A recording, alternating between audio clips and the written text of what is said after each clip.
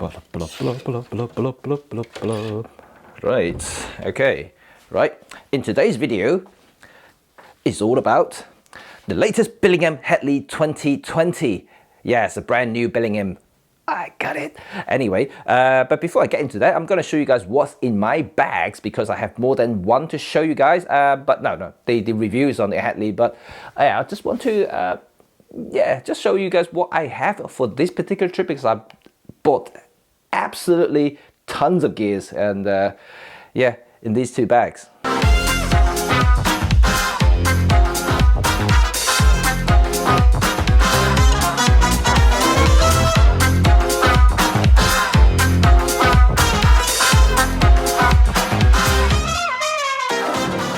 Okay, right, and welcome to Jimmy's kit libraries. Well, no, not really. And this is actually the stuff that I brought for this particular trip to document my friend Susanna's project. That thing, you have to wait and see what that is because it's a long-term thing. I'm actually working in conjunction with Olympus and other companies, so this is a very, very exciting time for me, so it's actually pretty cool. I love the things that I've done so far, so you have to stay tuned for that. But anyway, today's review is about the Headley Pro 2020, which is newly announced, not direct replacement of the original Headley Pro. Is actually a kind of like a bigger brother or better brother. Can you say that? I don't think you can say better brother, isn't it? So it's a bigger brother of the Headley Pro, although it's the same size, but it has many more features, which I'm going to tell you guys a little bit later. But let's look at the stuff that I have here today, and I'm going to select a few to put it into the Headley Pro 2020 before I hit the street and just do some generic tourist stuff. Then I can tell you a little bit more about the bag later. So I have taken a lot of stuff here which you may be interested in what you should be considering if you're doing something similar in terms of project terms, especially if you're doing something slightly bigger and more deeper. So you may actually need to have a few more things with you. But for me, for this particular project, I have my drone, for some aerial footage, of course, and it's always nice to have some aerial stuff if you're allowed to fly, of course. So I have my original Maverick Pro. I love this guy, it's nice and light, and I like the white. And so I haven't upgraded to the Mark II, so this is perfectly fine with me. And then I have my EM1X, which is, my work horse nowadays, and this is really, really good for both videos and stills. And then the one that is filming right now is the EM1 Mark II with the 17mm 1.2 Pro. Then I have other lenses like the 40-150 f2.8 Pro. The 50-1.8, in this particular trip, I didn't think I'm going to use the 50mm or equivalent, the 25mm. I didn't think I would use it, so I just bring the 1.8 just in case I want some slightly tighter shots. Then I have the 7-14 ultra wide zoom. I actually didn't use this or didn't have any intention of using it simply because I don't think I need it. But I brought this specifically for my friend Susanna when she was diving in the water. So she wants to fit this in the waterproof housing just to see how it works and see whether that's the angular view that she really wants to achieve. So that's only for testing purposes. Then of course I have this, the 12mm prime, and I love this guy. Can do street photography, can do vlogging with it, and especially good on the gimbal. So speaking of gimbal, this is the Zhiyun Weibo Lab, which is perfect for the EM1 Mark II with that 12mm prime. So it's a perfect combination there, and I love the ultra wide kind of low angle shots. That's beautiful. That's really, really good. So what else I have in here? I have the TG6. Brilliant little camera as a backup, and also it was surprisingly good underwater. This is absolutely stunning. And then I have loads of batteries here. Osmo Action, really good for a B cam, and then little monopod, the vlog pod, memory card, lens wipe. Oh, this is essential. I brought loads of these with me, and because your lens, especially shooting near the sea or on a boat, you get splashes of salt water and things like that.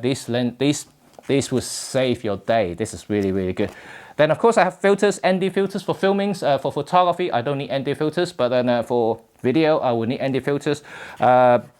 So they are really great for slowing down the light into your sensor. This one is fitted with the Manfrotto zoomy adapter, so it's a magnetic thing, so you know, it's really good for saving me a lot of times on changing the filters, like unscrewing and things like that, especially for video work. And this is brilliant, just for allow me to swap them around fairly quickly. So this is basically the stuff that I have, and on a day-to-day basis. So I've been doing this for the last 2 days. It's been working really well, but now I think of what should I take on the Billingham. After a little bit of a thought, I think I might have sussed out what I want to take in today's walkabout touristy thing that I want to do with the Hadley Pro 2020 bag. As you can see, this bag actually does have the end pockets, the AVS 7, I believe, or AVS 5. Yeah, I can't remember. But yeah, have the end pockets. So it expand the bag slightly, so you can take a little bit more for situations just like today, because I need to take a little bit more because I'm filming at the same time for you guys. And so what I'm going to take is today, I'm going to walk quite a lot, so I'm going to try to travel as light as possible. So I'm going to take the M1 Mark II with the 12.2 Prime, so it's perfect for that situation. It fits very nice and snugly in the middle of the bag, just drop it in. And also I'm going to take this, right, it may look like a monster because it's a 40-150 f2.8 Pro with this massive lens hood. There's a trick. Well, it's not a trick, but it's more common sense. So I'm not going to take the hood because most likely it'll just be fine, because there you go. Look at this. This is very, very small, and it's just amazing. You got this massive power of zoom between 40 to 150 at 2.8. So great for detail stuff like that. And once you take off the hood, you can see how tiny this thing is, and it just slots right into the bag like this. My goodness, this is good. Right, okay. What else I'm going to take with it? So I've decided, and this is going to be my vlogging solutions today. This is the Osmo Action with the LSP4 Olympus recorder mounted directly on top of it. So no wireless, no direct input, as you know from my review on the Osmo. Yeah, there's no kind of audio input to the thing, so I want to have a little bit better quality audio, so I'm going to mount the recorder directly on top of it and just face myself. And so that should be, yeah, more than sufficient. So I just have to sync the audio in post.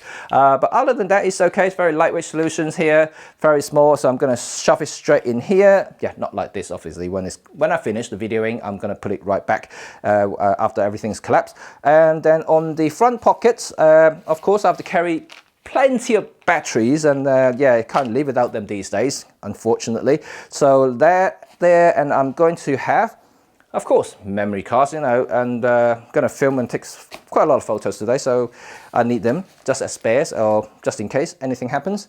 And then I have of course, the smartphone mount, because I am going to take all the Sandmark lenses I'm also doing the review on at the moment. So this is actually pretty good, yes. There you go. There's a whole bunch of Sandmark lenses here. I'm going to put it on the side pocket or end pocket on one side, so that is nice and secure. And then what else? On the right hand side, I'm going to put in, look at all this. I told you about, you know, these are lifesaver lens swipes, so I'm going to have a whole load in there just in case I need them. And my wallet. Yeah, can't go anywhere without my wallet. And my phone, of course. And yeah, there you go. That's my phone here. Stop it straight in there. Pretty much it, I think. And I still got space on my right, your left end pocket. So I'm going to basically put in my power bank for emergency power supply. And the good thing is, my Osmo Action can be charged from there. But I've got enough batteries to last through the day, so that's perfectly fine. So this is it. This is my bag.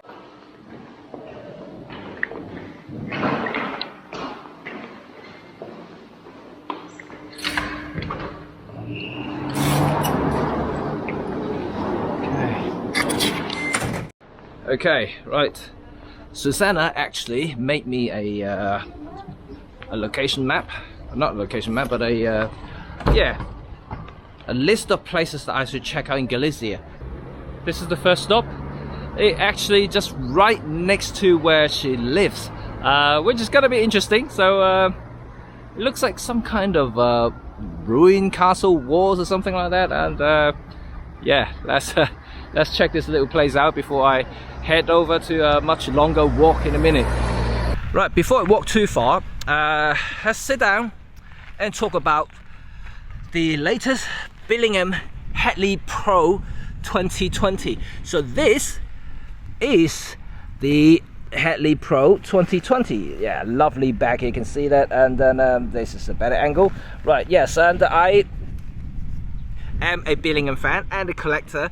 If you don't believe me, check out that video that I have right at the corner there. Lara and I had a massive talk, like 40 minutes long video just talking about Billingham bags, which is kind of insane. I mean, like a silly thing, and but it just shows our affections towards the brand and also the products, and so I'm really happy Billingham users, and I've been using their bags for, I would guess, a good part of the last 10-12 years now, since the very first Hadley Small, and that's why I'm kind of attached to Hadley, the series.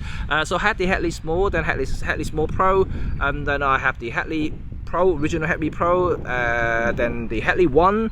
Now I have this, the Hadley, what is this? The Hadley Pro 2020. So here are the differences between the latest Hadley Pro 2020 compared to the old Hadley Pro. From the front, actually, it looks almost identical to the original Hadley Pro or any Hadley bags, to be quite honest, and because it's iconic, handle there for the Pro models, and also the typical Billingham branding right in the middle, and also the leather strap and the signature 2 pockets in the front. So this is what makes it a Hadley. So this is a very iconic look, and it's good that they actually keep this entirely unchanged, because I do like the look of the Hadley bags, and it's just as lovely as ever. But you might wonder, so what other things that makes the 2020 different to the original Pro then? Well, the main difference actually comes from the back, because now, as you can see, that it has the same features as other latest Hadley series, like the Hadley Small Pro and the Hadley 1. First of all is this lucky strap here, allowing you to put the bag directly on top of the luggage, so you can wheel around the airport with ease. So if you're carrying a lot of stuff, making really heavy, and you might save yourself some strength by just basically put it on top of the luggage securely with the strap now. And the zip is also different. Hadley Pro does have a zip at the back, but then it was covered with the canvas material to make it more weather tight, and but now you have this proper weatherproof zip, so it does the same job, but now it's just more elegant, and I think actually better, because the original cover does restrict you from sliding in bigger document, but this one, because it opens all the way from left to right, so it just makes putting a bigger magazine, the bigger letters or other things, a lot easier compared to the old one. So I do like that features. And then thirdly is the strap. Personally, I think that the removable strap is actually not my preference or anything like that, because I don't use this feature, but it does look very nice. I do like the leather and the brass details, and as ever, it's the same thing as the Hadley Pro or the Hadley Small Pro. No, sorry, I got it confused now. I had the Hadley 1 and the Hadley Small Pro have the same removable strap design. It's really cool. I don't use it, but I know a lot of people would like to use this as a camera bag, and also occasionally as a briefcase. So when you take off the actual strap itself, it does look a very smart looking briefcase. So I do like that. So only if you use it though. But for me, I don't mind, it's nothing that I would go against it, but it's not a feature that I would use. But also another thing that I want to talk to you guys about is that now it's compatible with the latest Avia 5 and 7 end pocket. So I have the smaller Avia 5 here, I believe, and then the 7 is actually quite a bit bigger, and so because I just want to make it look a little bit more compact and nice looking, so I'd rather have the smaller end pockets attached, so make it kind of cool looking thing, while adding a little bit of capacity, so I can carry just a little bit more for today's video purposes.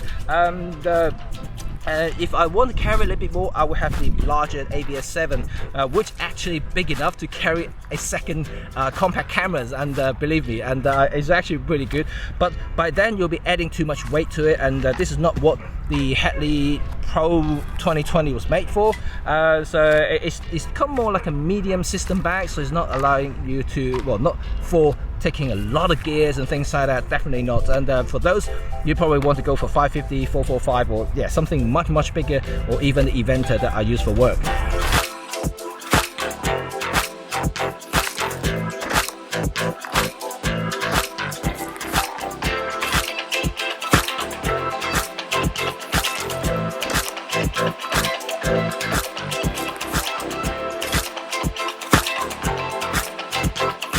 So this is the second destination, as you can see behind me. Absolutely looking gorgeous, and I love these palm trees here. Suddenly makes it feels like more like a holiday now, and then but it isn't. I'm working still. Why? There's a hole in here, and it got nuts inside. Right, I think it's about time to talk a little bit about the build quality of this Billingham bag. Well, it's no different to any other Billingham in the entire lineup. It's handmade in England. They usually use a canvas materials, but you know, as you know, since about I think 10 years ago, don't quote me on that, but they started to have a new type of material which is canvas looking but man-made, so it's not cotton based. It's called Fibernite, but either of these materials are super durables. The Fibernite is lighter weight, also they said it's slightly more abrasive resistant. Then you have the this rubber material that is bonded, it's called a butyl bonder underneath to the canvas and the Fibernite material to make it super waterproof. And I'm not really joking, because I've used it in heavy stormy situations, and there's absolutely not a single drop of water in the bag, and from the outside it looks soaked through, but there's nothing going on there, so it's actually really good for that matter. So if you're really an outdoor guy who constantly going out to shoot on the street and things like that, yeah, this bag is perfect for just doing that. In terms of attention to detail, just like any premium bags, they have this very lovely stitching details around the whole bag here, using top grade leather, and also brass studs, nice zip. It's just really good overall. You know, if you touch it, start opening the bag and also like doing the zip and everything, you will just feel the quality. It is made to last, as demonstrated by many professional photographers over the last few decades. They are almost indestructible.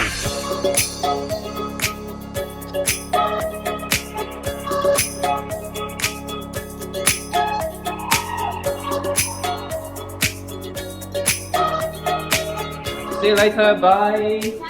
Ciao. Okay, right. Oh my god, this view is absolutely stunning. I cannot believe it. It's magnificent. Well, the wind is picked up and the sky looks like it's cleared up as well. So now I have to walk in the heat. But while I'm walking, I must as well just talk to you guys a little bit about my very scary moment yesterday. Well, not quite scary, but then I was flying my drone and to get some aerial footage of the, you know, for the documentary projects that I mentioned about earlier. But it's just I had to launch my drone from a boat, which, you know, usually it's not too bad, but it becomes a problem when the sea is very choppy. Very choppy.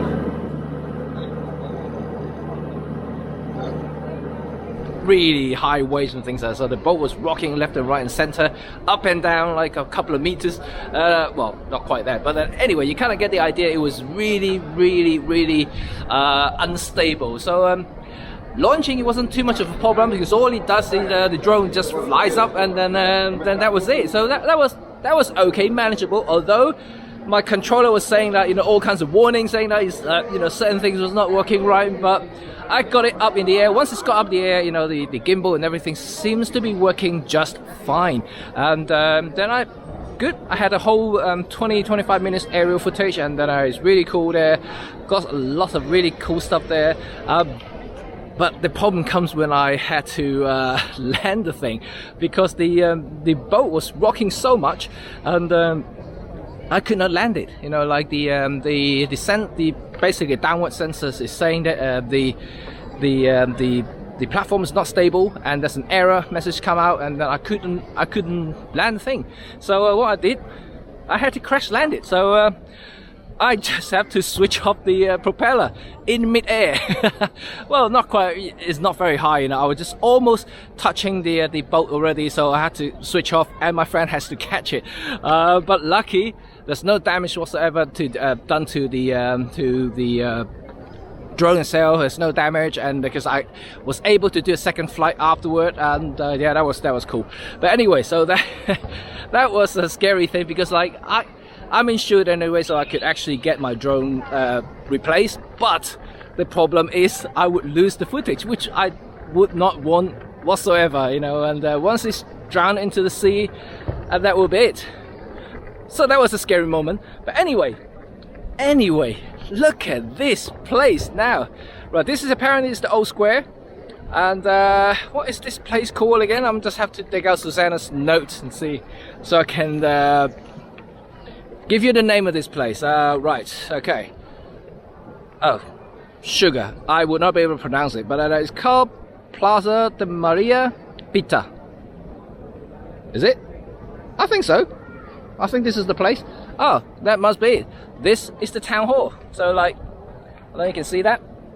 Beautiful place. So this is the, yeah, this is the whole place. It's called the Plaza de Maria Pita. I hope I pronounced it right. Correct me if my Spanish is rubbish. But anyway, it's absolutely stunning here. I love it. I'm gonna take some photos here. So God, I'll see you guys soon again.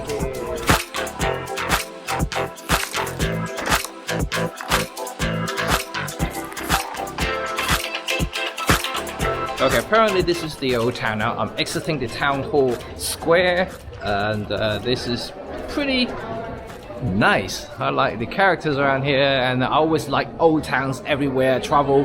That really is where the characters are out now, because a lot of the more modern city centers are now like full of international companies, glassy buildings. Like it's just too modern for my taste. If I want to go somewhere, I want to check out the characters and things like that. So this is definitely one of those places that I enjoy.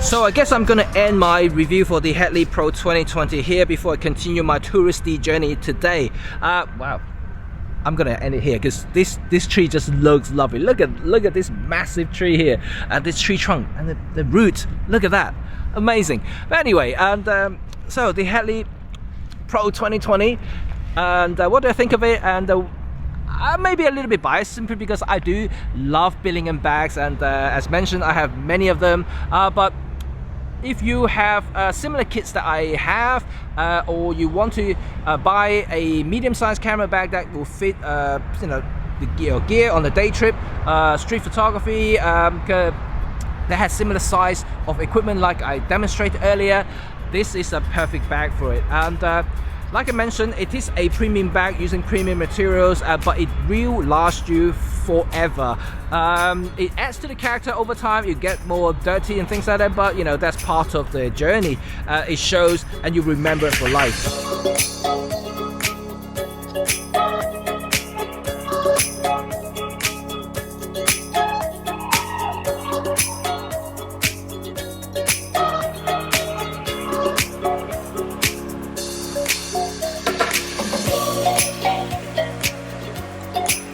Buenas tardes. O servicio de salvamento y socorrismo en Australia de Coruña, informa que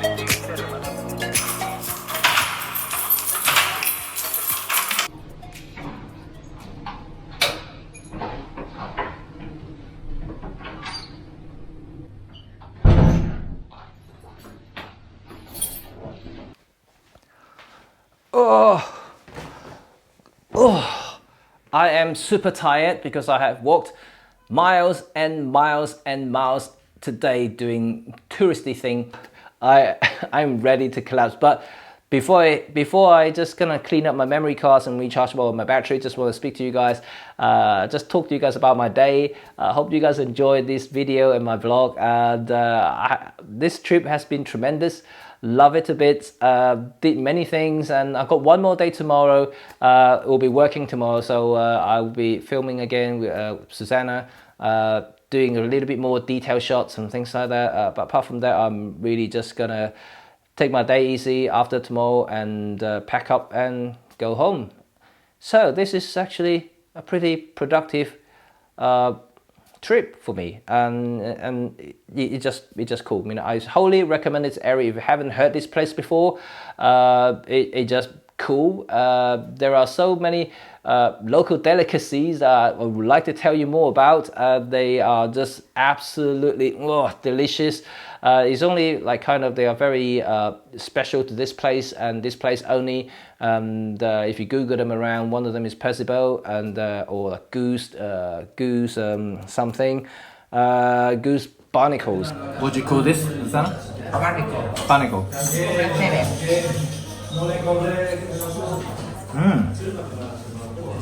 It's really delicatessen. Sweet. For you, everything is sweet. Dice que es dulce. Yo le digo, este le parece bien. Nice. Yes, they are absolutely delicious, but they are very expensive, super expensive in here even. The razor clams, I love razor clam. We have it in Hong Kong, we have it in UK as well, but they're quite small and skinny. The ones I here are just super fat and juicy, and then they're just lovely. Anyway, enough talk, and let you guys sleep, or at least I need to sleep. As you can see, my eyes are really, could barely open. My legs, my joints are really aching now, and I still got a full day tomorrow. So until next time, remember to subscribe for more content, and I'll see you guys later. I need to crash. See you guys.